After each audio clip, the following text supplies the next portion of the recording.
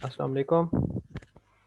अच्छा जी, आज मैं एक तजुर्बा कर रहा हूँ कि बगैर किसी को ज्वाइन किए कराए बुलाए ये मैं एससीसीजी को आज से इसको बुक को दोबारा से एक दफ़ा डिस्कस कर रहा हूँ और रिकॉर्ड भी कर रहा हूँ ताकि ये चीज़ दोबारा आप तक शेयर हो जाए और हम जिन लोगों को नया ऐड किया है उन तक और एक जो बाकी लोग जो बैठे हैं हमारे साथ पहले से इसमें शामिल रहे हैं उनके लिए रिपीटिशन ही हो जाए। तो सबसे पहले तो मैं इस बुक का तारफ़ करा दूं। ये पहले फिर मैंने पहले भी आप लोगों के साथ शेयर की है। डेल डूबिन एमडी अमेरिकन ऑथर है, इसने इस बुक को लिखा है। ये हमारे वर्चुअल टीचर हैं, डेल डूबिन इनका नाम है। इस बुक को बहुत उसने आसान लिख दिया समझाने के लिए। एक पेज पर एक ही बात लिखी है और उसको बहुत अच्छी तरीके से उसने एक्सप्लेन किया है। उसने पिक्चर्स के साथ उसको आसान बना दिया याद करने के लिए, पढ़ने समझने के लिए। बुनियादी किताबों में से एक है। जितनी भी ईसीजी की बुक्स मिलती हैं, दो तीन किस्म की बुक्स मेरे पास हैं हार्ड कॉपी में, लेकिन मुझे ये सबसे ज़्यादा पसंद है। इसमें हम क्या क्या चीज़ें देखेंगे, हम उसको शुरू कर देते हैं। थोड़ा सा मैं आधा घंटा लगाऊंगा, कोशिश करूंगा ये आप लोगों के लिए एक थोड़ी सी पहले वाली स्लाइड्स जल्दी जल्दी पढ़ दूं। तो ये जो सबसे पहले तो 1790 में जो एक्सपेरिमेंट हुए थे जिसमें नर्व्स के अंदर की कंडक्शन को स्टडी किया गया था।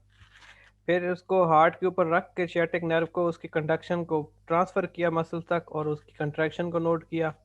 इस बेस पे हार्ट के अंदर से निकलने वाली किसी करंट की इम्पल्स को जिस किसी ने सोचा तो उन्होंने लोडविग और वॉलर ने इसको स्टडी किया और फिर विलियम एंथोमन ने एक मैग्नेटिक वायर के ज़रिए इसको और स्टडी किया।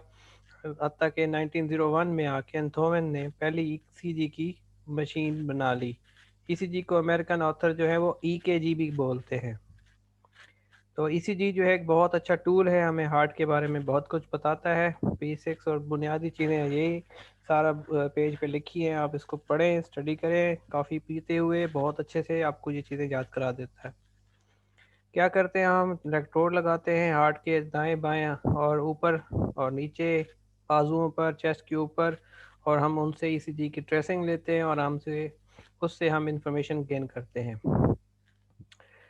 जो रेस्टिंग मायोकार्डियम होती है वो दिखाई गई है, उसके अंदर जो मसल्स के सेल्स के इंटीरियर है वो नेगेटिव है और जहाँ जहाँ से इम्पल्स चलेगी और इम्पल्स जब उधर से मूव करेगी तो वो इंटीरियर को चार्ज के चेंज होकर करके पॉजिटिव करती जाएगी।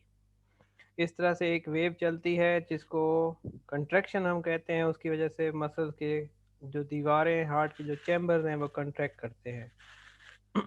और मैंने पहले भी बताया था कि जब कोई मसल के पास कोई भी पोर्शन कंट्रैक्ट करता है या रिलैक्स करता है तो ईसीजी के ऊपर पेपर के ऊपर जो एक वेव बनती है उसमें चेंजेस आती हैं। जो एक फ्लैट लाइन होती है उसमें डिफ्लेक्शंस होती हैं जिसको हम मुख्तलिफ वेव्स का नाम दे के पढ़ते हैं, जिसको हम PQRST वगैरह कहते हैं। इस तरह से हम एक पेपर ले लेते हैं, इस मशीन के साथ इलेक्ट्रोड्स होते हैं जो हम बॉडी के ऊपर रख के उस पेपर से हम उसकी हार्ट की कंट्रक्शन को स्टडी करते हैं। तो ये इलेक्ट्रिकल एक्टिविटी जो है हमारे पास पेपर के ऊपर डॉक्यूमेंट्री एविडेंस के तौर पर आ जाता है, जो हमें बताता है कि पेशेंट के बारे में, उसकी बीमारी के बारे में। तो एक इम्पॉर्टेंट बात जो थी, थोड़ा सा मैं आपको सजेस्ट करूंगा आप कि आप एक रफ कॉपी बना लें, आप एक रजिस्टर बना लें, उस पर आप कुछ पॉइंट्स अपने हाथ से लिखते जाएं।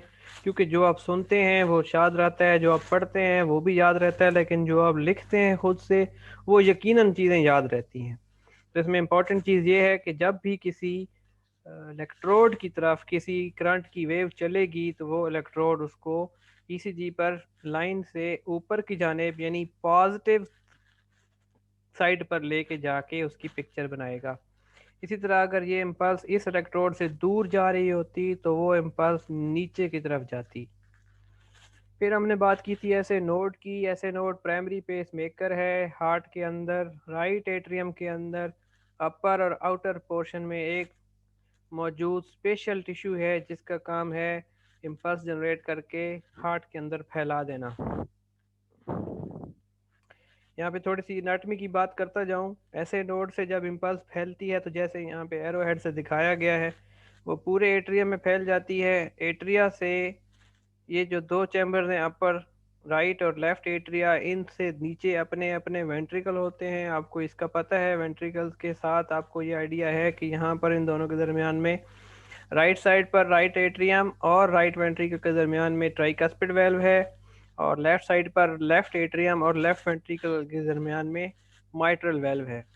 ऐसे नोड से जो इम्पल्स आती है वो यहाँ पर इस रीजन में आकर एक और स्पेशल टिश्यू है जिसको हम दूसरे वाला पेसमेकर कहते हैं, जो एवी नोड जिसको बोलते हैं, वो